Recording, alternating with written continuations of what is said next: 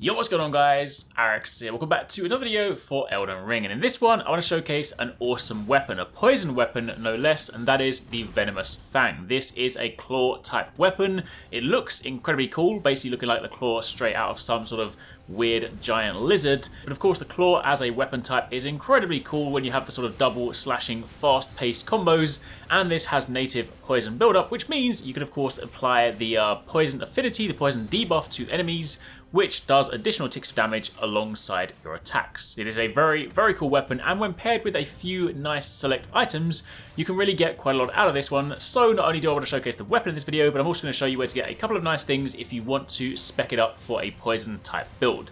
So if you guys do enjoy this, a like would be super appreciated. Comment down below if you have any questions. Let me know if you guys have used this, are going to be using this, and of course don't forget to keep it locked for plenty more Elden Ring. So to begin with, the Venomous Fang, again as mentioned, a claw type weapon with primary scaling in dex, secondary scaling in strength. This has a requirement of 9 strength and 9 dex if you want to use it, and of course it has poison buildup of 72. Poison, again being the debuff that once applied does small ticks of damage every second and lasts for quite a long time, or at least until removed. So while when sort of compared side by side with things like say frostbite or bleed, it might not necessarily have the most sort of initial impact, this is nice for some steady ticks of damage on top. And again, very nice if you pair it with something like bleed or frostbite.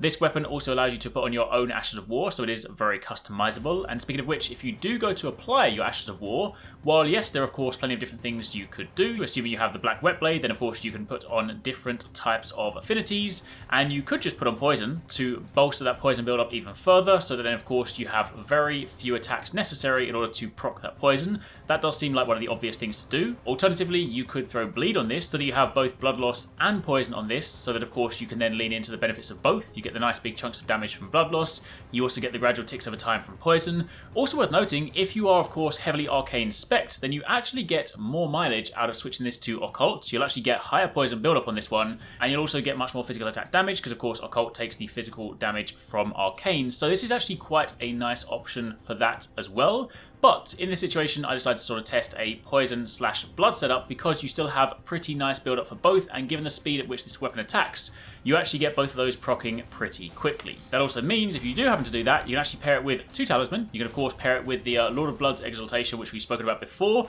which of course increases attack power when blood loss is in the vicinity, but there's also a poison equivalent of that called the Kindred of Rot's Exaltation, which, same principle, raises attack power when poisoning or rot occurs in the vicinity. So when using these together, you can of course have quite a nice combo. There's also a helmet you can get, the Mushroom Crown, which further raises attack power when something nearby it suffers from poison or rot, and given of course how long poison can last, this is also quite nice. So if you do decide to make a build out of this, then grabbing the Venomous Fang alongside the Mushroom Crown, alongside the Kindred of Rot's Exaltation, and then if you do lean into bleed, you can also throw on the Lord of Blood's Exaltation alongside say the Winged Sword Talisman for those fast successive attacks and the nice attack boost, and you actually have quite a potent combo. It is also worth mentioning that you can, if you want to, throw on something like the Ash of War Poison Moth Flight onto a secondary blade. I will say this isn't really the greatest thing. It seems interesting in concept, in that when you use this Ash of War, if something has poison applied to it, and you then pull off this Ash of War and you strike the target, it then consumes the poison debuff and then does a big chunk of damage. Similar behaviour of course to like bleed or something like that, only the problem with this is the move itself has quite a slow wind up, does not have the greatest range. If you don't land this, then you're basically leaving yourself open, wasting time, wasting FP, and while of course you do get the consumption on the poison for a nice big chunk of damage, given the sort of slow commitment for this one, honestly I don't really think it's that worth it, but it is an option if you want to mess around with something on top. So with that being said, quick little rundown. If you guys want to get any of these poison items, let's go through where to find them.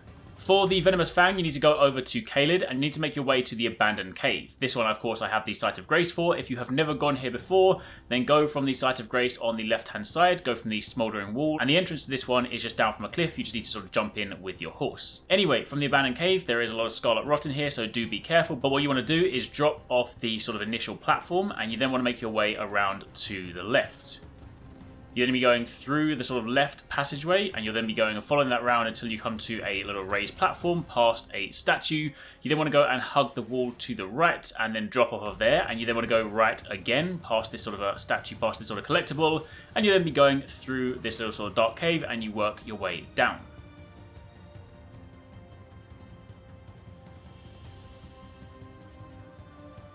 Make sure you watch out for some of the enemies that are of course throwing poison your way. You're basically dealing with poison and rot. This is not a very nice cave. Anyway, you'll get to the point where you see some rats, you take a right and you go further down, and you then work your way into this room here. Only what you want to do, instead of kind of going and following the pathway, you want to go over to the left where there is sort of some debris or like some enemies stacked up, and you want to use that as a jumping platform. Once you get up higher, there will be a body on the ground, and that will be the Venomous Fang.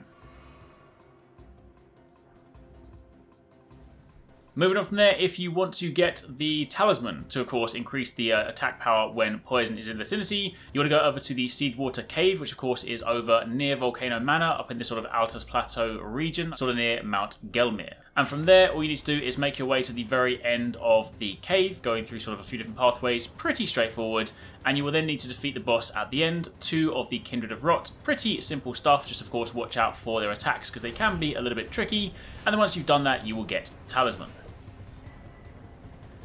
And then finally, as for the Poisonous Crown, or the Poison Crown, if you want to get this one, you need to go over to the Lake of Rot Shoreside, Site of Grace. Again, if you haven't got here, you will need to have done Ranni's questline, so if you have not seen that, check out the Moonlight Greatsword video on the channel. But from here, you need to go again into the nasty lake itself, and you're going to have to sort of brute force your way through some of the Scarlet Rot, and you want to follow the direction I'm taking right now. What we're basically doing is working our way towards the very back of the lake. We're going to go to the back left region, where you will see a little sort of structure, some stone pillars that are knocked over, and you then want to go to the back and climb up where there is a little sort of ramp, and you can then parkour your way across to the building, and then when you get inside, there is a pillar, there's a dead body on the pillar, and dropping down there and interacting with the object will give you the Mushroom Crown.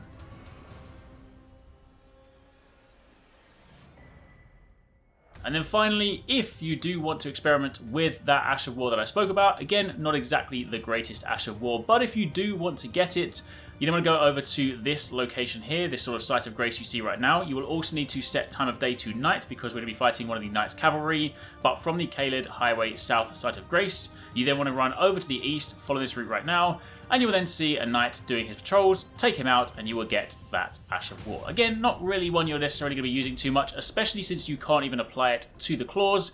It is a blade-based Ash of War, so it is sort of slightly more limited. So the combination of the slow wind-up, the sort of limited return, and of course the fact you can't even pair it with the claws, is not the greatest pick. But in the interest of showing you options you could pair with this if you wanted to, then there you have it. Anyway, that's it. A little rundown on where to get the Venomous Fang and a few things that might help you. Hopefully you guys find this helpful. Any more questions, by all means let me know in the comments down below. If you've missed our recent upload, be sure to check out this video and be sure to keep it locked on the channel for plenty more Elden Ring.